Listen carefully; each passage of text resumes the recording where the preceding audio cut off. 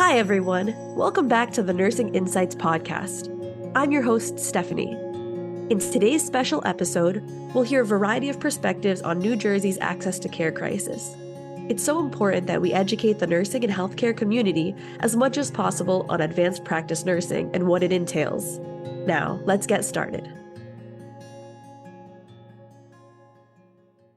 Hi, I'm Marcel Kaganovskaya. I'm an APN, or nurse practitioner is another term for APN, and I practice in New Jersey, and I also practice in New York. I have a certification as a family nurse practitioner, which is outpatient primary care trained. I work in an outpatient surgical setting in New York, and I also practice psychiatric mental health in New York and New Jersey. I have a practice in New York, and I also have a practice in New Jersey.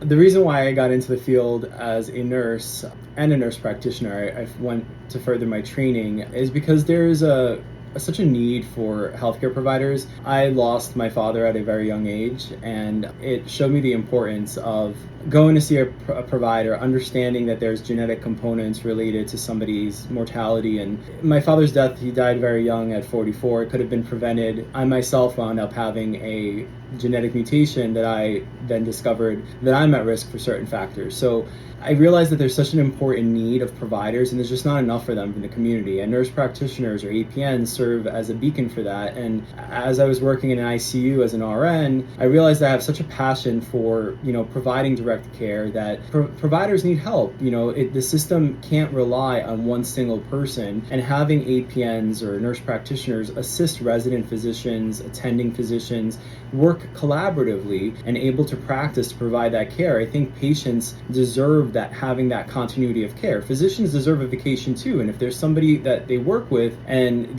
they kind of have somebody to go to, real care gets done because you have continuity, you have follow-up, and you have access, which is really important, what nurse practitioners provide. So my passion is really to integrate optimal health for all, and everybody deserves that, especially the low socioeconomic minority, LGBTQI populations, low socioeconomic groups, veterans. They all deserve to have access to care, and there's just not enough providers, and we need more access for them. And patients call me all the time. I get emails all the time. There's just not enough. We need to have more providers, more hands-on in the field.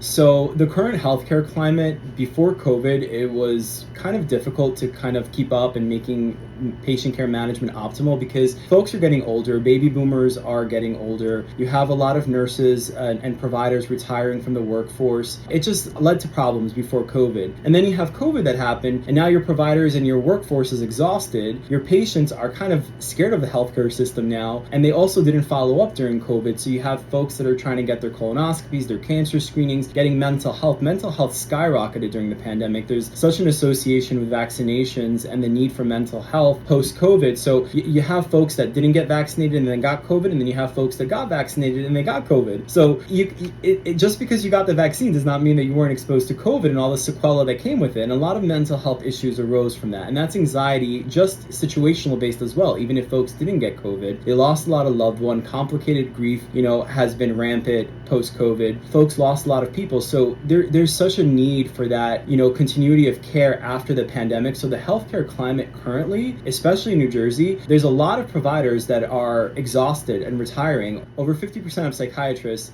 are 60 years or older, which means there's going to be a need for psychiatrists in this state. And there's just not enough residents that are coming in and fellows or attendings that are going to be able to have that, patient panel. And sure, primary care can manage basic psychiatric conditions, but those that are schizophrenic, have chronic conditions, transgender patients that have multiple traumas, are veterans, they're going to need more access to care. They're going to need more folks that are going to be able to take care of them. And after the pandemic, a lot of us are just exhausted. And this is correlated to the nursing burnout. This is correlating to patients just not going to see providers. A lot of faith has been lost in the system, and we need to get that back. And how do we get that back? We do outreach. We make sure that we're accessible to our patients. So not getting a secretary on the phone, reading them their blood work, or getting them response responses, we're having providers explain to them what's going on with them and really revamping our system to the future, because that's where we're going to be better. That's where healthcare is going to have more of a better outcomes if there's continuity. Just because you see a doctor once a year and don't follow up, that doesn't mean, or a provider, or nurse practitioner, or PA, or whatever provider that you're seeing, you need to make sure that there's a continuity in access. You have to follow up with your patients, and that's really the key. And I think the system doesn't have that continuity of care in place, and I think nurse practitioners or APNs really do serve that beacon.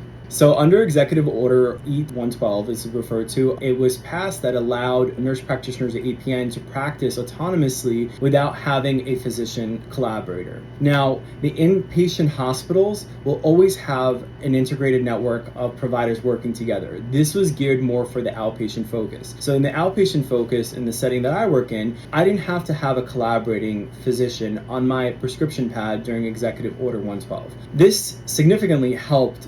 Why? Because number one, it's very hard to find a collaborating physician. Number two, physicians charge upwards of $1,200, I was quoted. There's websites and it's farmed out to become a business, a real monopoly to charge APNs, not only as to be preceptors, but in their training, to have them participate in their training, but also to actually practice. Because if I'm an APN and I perform therapy, let's say I talk to a patient, just talking, not prescribing medicine, I don't really need a physician collaborator for that. E-112 wouldn't impact that. Now let's say I'm a nurse practitioner seeing a patient in an outpatient setting, and E-112 allowed me to see the patient, and I take a lot of minority, Medicare, Medicaid patients that the reimbursement rate is very, very low. I do that because the community needs the care, and there's just not enough providers that have, the accessibility for those patients. I can tell you, I have kids that, have Medicaid that I will take on as a provider, where they've been rejected from multiple providers because they cannot get somebody. And usually providers are charging them up to like $500 out of pocket just for an initial consultation, which is very excessive, and they're not able to afford that. So because of E-112's lifting, I was able to save $1,200, let's say on average a month, which gives me the overhead cost to actually see those patients. I may not profit from them, but at least somebody's taking care of these patients in the community. Now, if I had a collaborating physician, I really wouldn't be able to sustain that as a cost-effective strategy to see those patients, because my practice wouldn't stay afloat. So E-112 has played a significant impact. And also there's a lot of talk that APNs or NPs prescribed a lot of tests. Absolutely. The COVID pandemic, you had to have a test, right? Who do you think ordered those tests? Nurse practitioners ordered those tests because we were one of the highest volume of folks that went out there and took care of the frontline patients. So yes, we are going to order more tests because a COVID test is an order. So that evidence is used against us. We also work for surgeons. For example, I work for a surgeon where I pre-op the patients. So I have to order their blood work, their annual screenings that weren't done before surgery. It's under my name. Surgeon performing the surgery is not ordering those tests. So yes, it does look like we're ordering more tests, but it's not really the case. We're actually providing more care, which is why we're ordering tests. So I think under Executive Order 112, we were able to really show the impact of what nurse practitioners do. We're able to see the patients, manage the patients without that physician collaborator, which doesn't even require hands-on, supervision. If I see a patient today, I'm not going to have a discussion with Dr. Joe Schmo or, Dr. Sally. There's not going to be any of that. I'm seeing the patient, I'm managing their care. I have worked with my collaborator, because I have a collaborating physician through another place that I work at. It's a community-based clinic. I've met my collaborator maybe one time, and maybe one time over camera during a meeting. There's no discussion about charts. There's no discussion about you can prescribe this medication, that medication. And Executive Order 112 was lifted. The reason why there's no difference in outcomes is because you have an archaic law that's in place where 27 states are allowed to practice. But not only is it archaic law, but the law itself doesn't make any sense. Because, for example, I work in psychiatry. My collaborating physician could be an OBGYN. That makes absolutely zero sense not only from a legislative perspective, but from a financial one. I rather wind up paying a toll to cross a bridge and pay the system back than pay a physician to put it in their pocket. So currently there are laws and restrictions in place in New Jersey that limit APNs, that require for them to have a collaborating or contractual physician on their prescription pads, which is causing significant issues to access. I'll give you an example.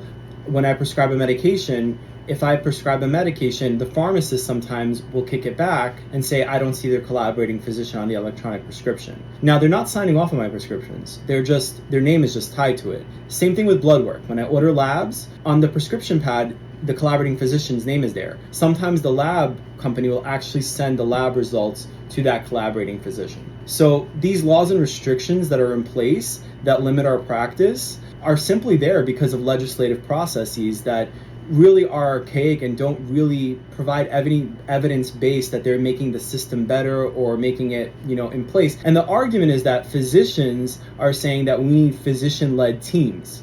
I work for a surgeon.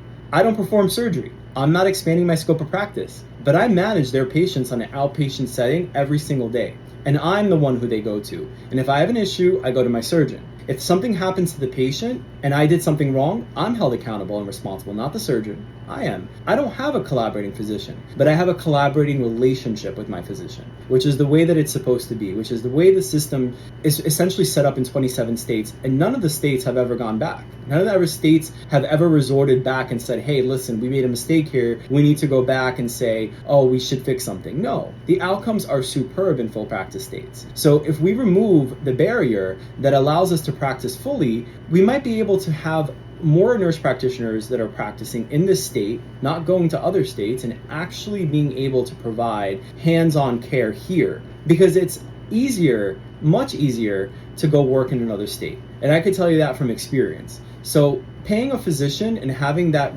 legal responsibility that's mandated from New Jersey legislation is very, very cumbersome to the provider. It's very cumbersome to us to have to pay that contractual agreement. That's what it comes down to. It comes down to dollar signs that are not going into the pocket of the patient. They're not going into my pocket. The only person's pocket that they're going to is a physician, who's essentially not even providing patient care. If it was me, I would not feel comfortable with that, with not knowing who my patients are.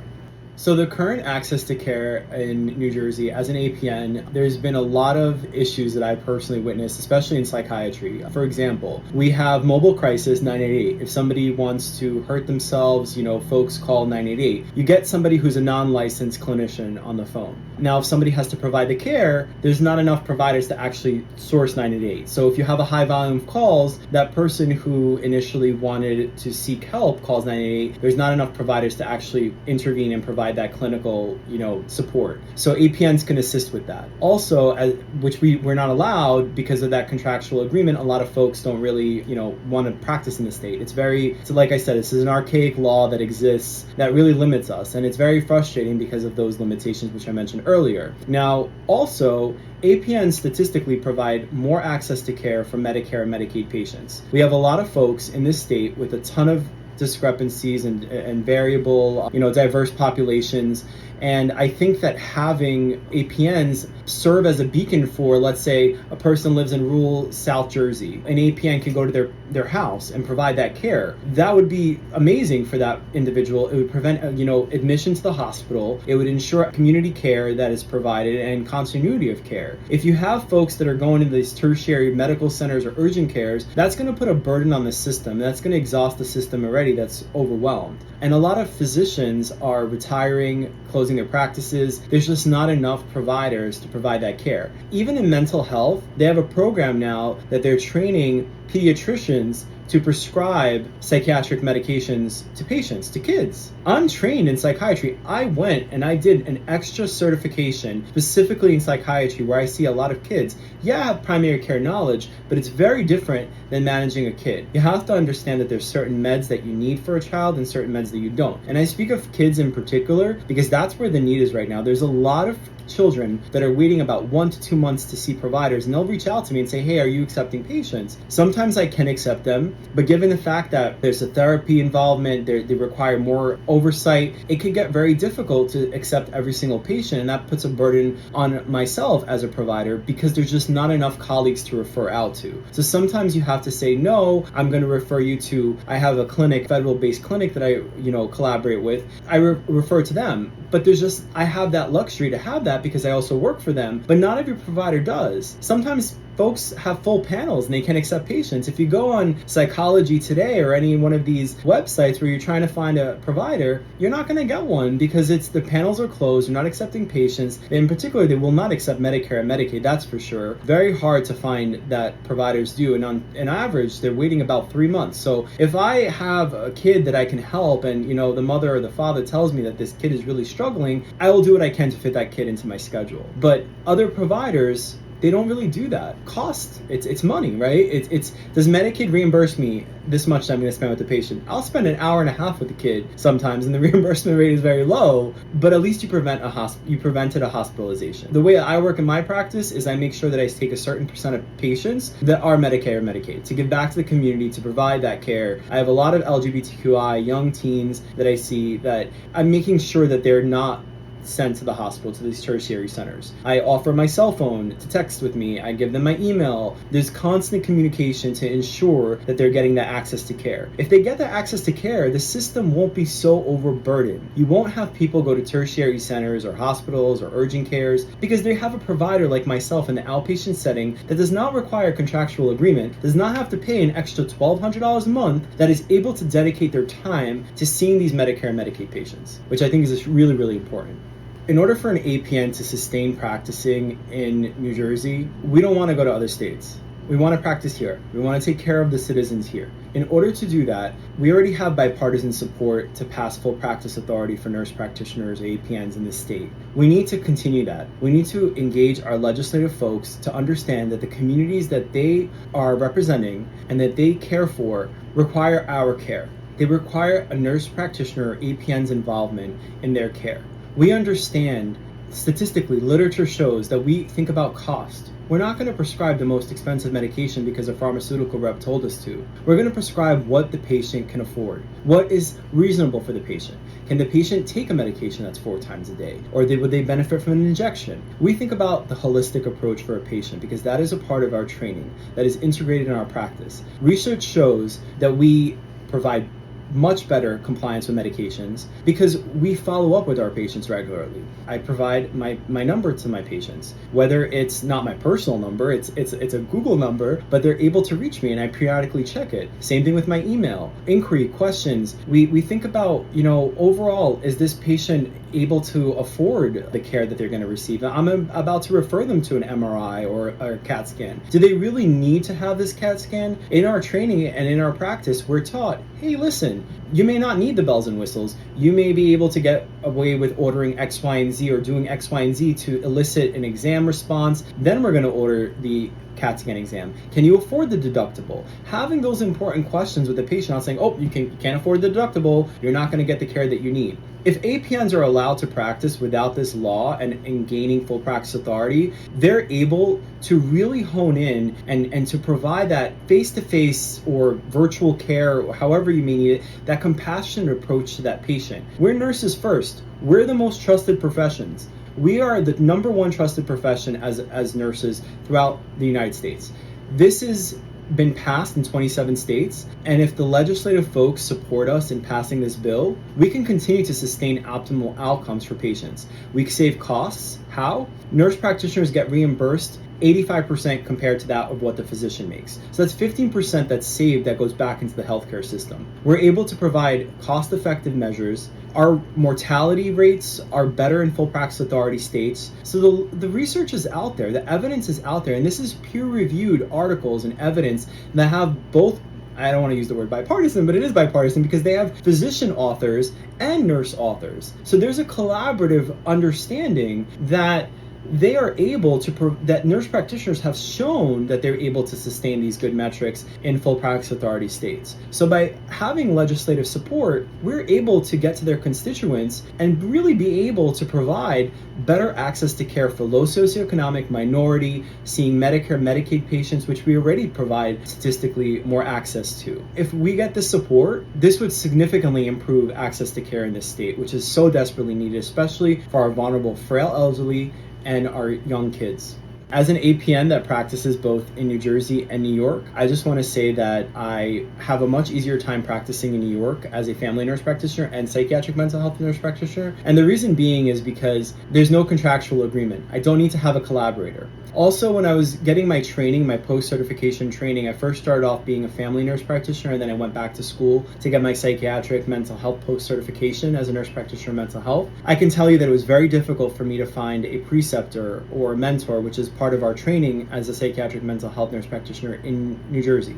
I got an APN that assisted me, that was my mentor. Physicians would not want me on their panel to assist to be a preceptee for them. I don't know if it was trying to block the bureaucracy with this bill or whatever it was, but if I didn't have an APN that assisted me, I would not be able to be a psychiatric mental health nurse practitioner. I would not be able to provide the upwards of 200 to 300 psychiatric patients that I see. That would be 300 patients less than somebody would have access to care to a provider that they would not have. So I think it's very important to think about that, because as an APN in both states, the bureaucracy and the red tape that I deal with on a day-to-day basis, when I order my blood work and my labs, they get rejected and sent to the collaborating physician at times. Pharmacies, a pharmacist will call back and say, who's your collaborator? Scripts get rejected. It becomes very frustrating, not only to me, but to the patient, because then I get an email from the patient, let's say over a weekend, hey, the script is wrong, or it wasn't sent correctly. I'll call the pharmacy, I'll ask why. Oh, we don't have your collaborating physician. I'll explain, we have executive order E112 on board still. Oh no, the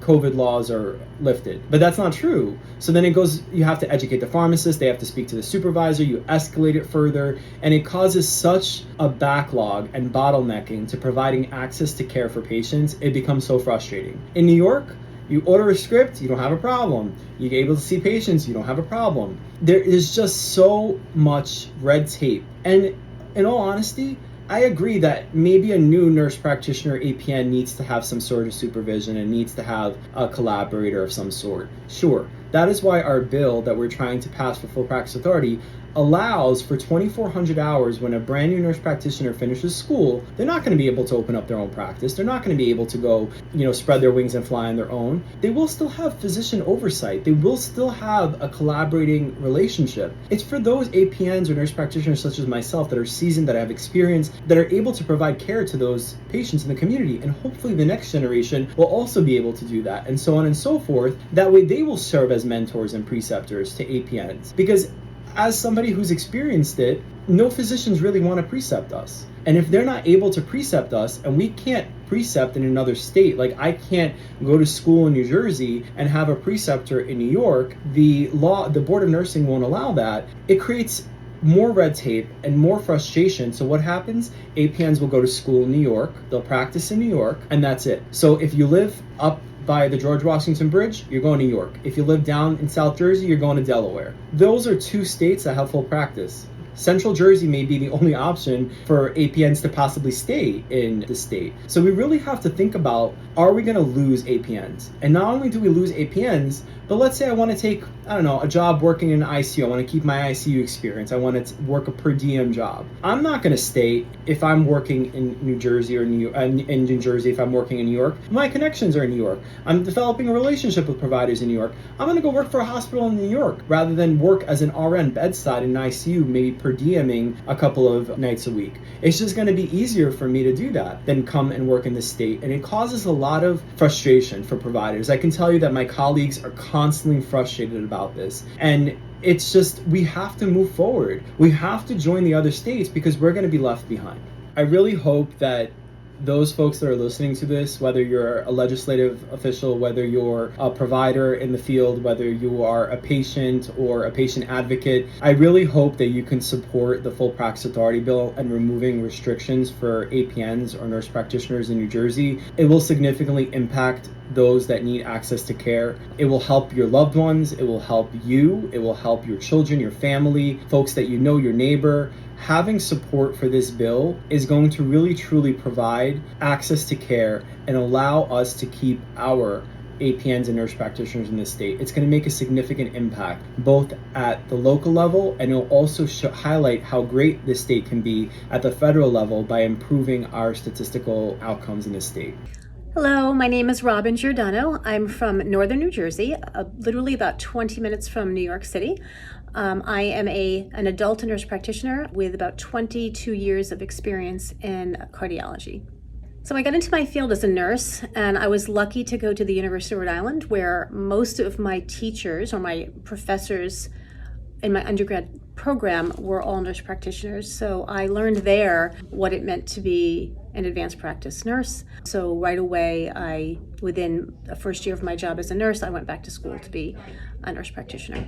So I can speak to my area of the world, which is very, very concentrated. Northern New Jersey, we have many medical centers within miles of each other. And again, then we have quite a few medical centers across the river in New York, all of which we collaborate with. The last 2 years, our big goal for our system has been patient access, all, throughout the system, inpatient, outpatient. And my job as the chair of Advanced Practice Services is to ensure that all the advanced practice providers work to top a license. And in so doing, we have been able to move the needle on access. We do still have a collaborative practice agreement in the background, but our APPs communicate, collaborate, and consult with anybody necessary to ensure highest quality of care and access for our patients. So in certain areas, I can imagine, and even within the medical group, there are times when patients want to get in and maybe they don't have the right provider available at the time. And I would say, we should open that up then to include APPs. So we've done that here. So from my perspective, again, we are in such a concentrated area that I feel like here we do a good job providing access to patients. However, I can imagine in more rural areas where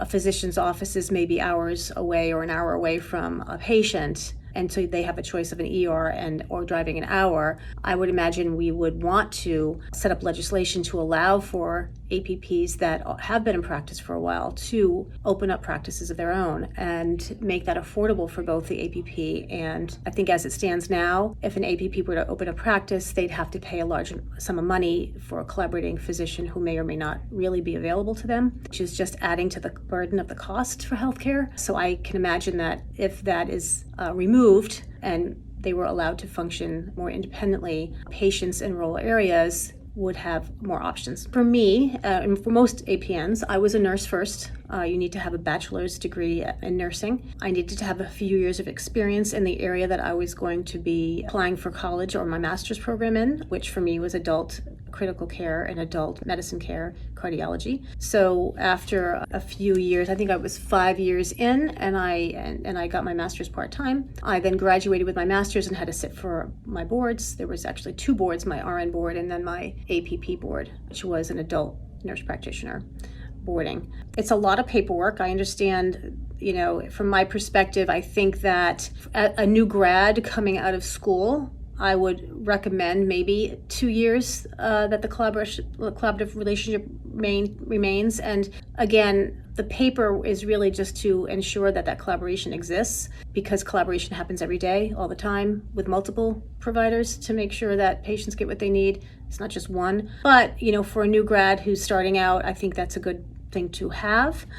Eliminating it would make things more efficient. So right now we are bogged down with a lot of that paperwork, even for people who've been in the field 20, 25, 30 years. And that paperwork needs to be reviewed annually. And, we're sort of dotting our I's and crossing our T's, from a legal stance. I just don't know really how it guarantees that collaboration occurs. I believe that providers, APPs and otherwise, part of their role and part of their training is to collaborate, to consult, to refer, whatever you want to call it. That's not going to go away, and a piece of paper won't necessarily ensure that happens. That is at the provider level. So full practice authority is really allowing the advanced practice nurse to function without that collaboration. Right now in New Jersey, the collaboration exists for prescriptions only. So that means the rest of our practice, assessing the patient, history, physical, coming up with a diagnosis, treatment plan, all that is independent. But when it comes time to actually writing the prescription, that's where the collaborative practice piece joins us. Why I think they're not allowed, and what I keep hearing, is that there's concerns with quality. But if you go back as far back as the 1970s and you look and you see all the research that's been done, that has never been proven. All the research has shown that the quality is that's at least equal to that of the physician. So I think that's a perception and not a reality. Thanks for listening, everyone. We'll see you next time on the Nursing Insights podcast.